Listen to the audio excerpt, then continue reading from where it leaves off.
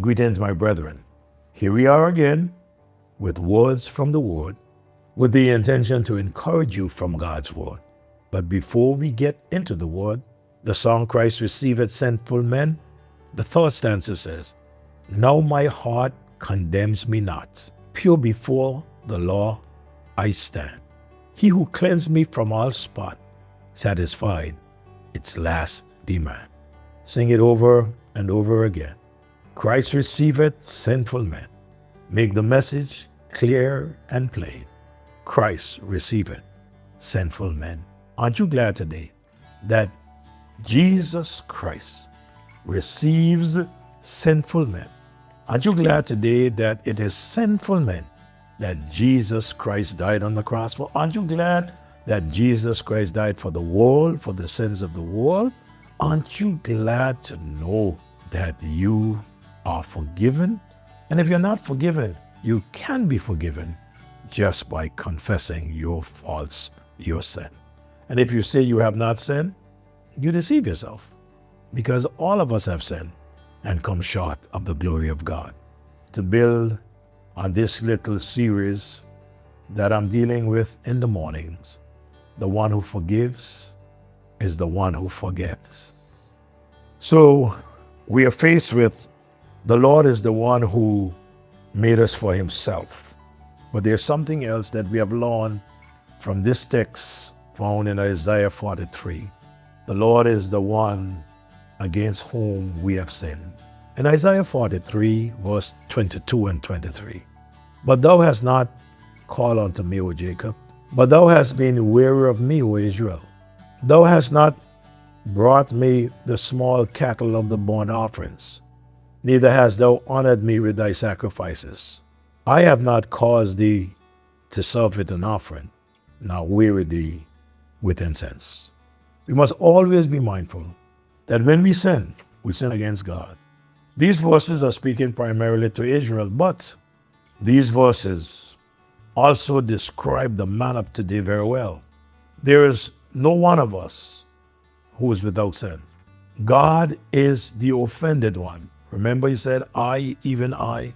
Whenever we sin, we offend God. Never forget that we offend God when we sin. Sometimes people play around with sin. They think that it is something to joke about.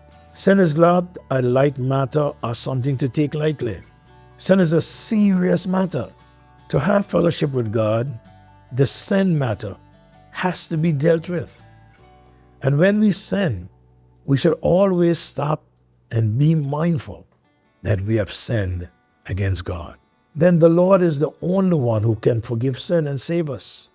The reason he's the only one to save us is that we have sinned against him.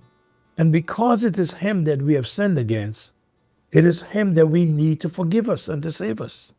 In Psalms 51, verse 4, the psalmist said, Against thee only have I sinned, and done this evil in thy sight, that thou mightest be justified when thou speakest, and be clear when thou judgest.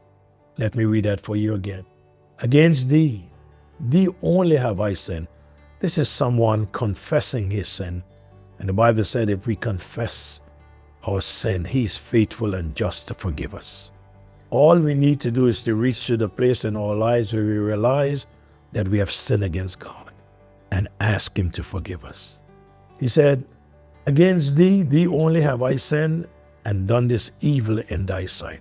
So the psalmist is saying, what I did, Lord, you saw it. It's not something that you did not see. He said that thou mightest be justified when thou speakest and be clear when thou judgest. In Isaiah 59, verse 1 and 2, he says, Behold, the Lord's hand is not shortened that it cannot save. I am so glad that it doesn't matter how low a sinner may sink, so long as he or she has life in his or her body, that person can cry out to God, and God can reach you wherever you are. His hand is not shortened that it cannot save, neither his ear heavy. In other words, when you cry to God, he would always hear and answer. neither his ear heavy that he cannot hear. Verse 2, Isaiah 59. But your iniquities have separated between you and your God, and your sins have hid his face from you, that he will not hear. While it is true that he's not deaf, his ears are not heavy that he cannot hear. But when we allow sin to be in our lives and we don't go to him and ask his forgiveness, the iniquity then separate us from God. The sins cause him to hide his face from us. The sin will cause him not to hear. So when we find that we have sinned, and we will sin, the best thing to do, the quickest thing to do, is to call on him and ask him to forgive us of our sins. Be like the prodigal son. When he realized what a mess that he made, in Luke's Gospel chapter 15, verse 18 and verse 21, he said, I will arise and go to my father. In order for him to have his father's forgiveness, he must arise and go to his father. He said, and when I reach to my father, I will say unto him, Father, I have sinned against heaven. There are many today, when they say that they're confessing their sin, they say to God, if I have sinned. This man said, Father, I have sinned against heaven, and I have sinned before thee. In verse number 21, the Bible said, the son said unto him, Father, I have sinned against heaven and in thy sight.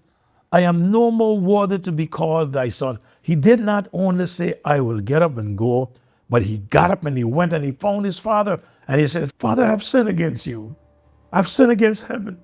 I've sinned in thy sight. Father, I am not worthy to be called your son based on what I have done. And the father's attitude was, bring a robe, bring shoes, kill the fatted calf. My son that was lost is found. In Psalms 130 verse 4, but there is forgiveness with thee, that thou mayest be feared. God will forgive us today. If we will go to him and acknowledge that we have made a mistake, and we need your help, dear God, and God will forgive you. The message is clear. The someone who forgives and forgets is none other than the Lord. It is the sins and the iniquity, he said, that have wearied him. Wearied who? Wearied the Lord. My sins, your sins, our iniquity have wearied the Lord. What are we going to do about that? If you're a child of God out of fellowship with God, he's saying to you, my child, come home. I'm willing to forgive you. If you have not yet trusted Jesus Christ as Lord and Savior, he said something, and you will not come to me that you would have life. Why not come to Jesus today and have life? There is a second thing that is said in this portion of Scripture that I wish to bring to your attention, and that is the same Lord states his clear offer, our promise. The one that we sin against, the one who forgives, and the one who forgets. He states his clear offer or his promise. My time is up. I'll be back with the next devotion. Stay tuned.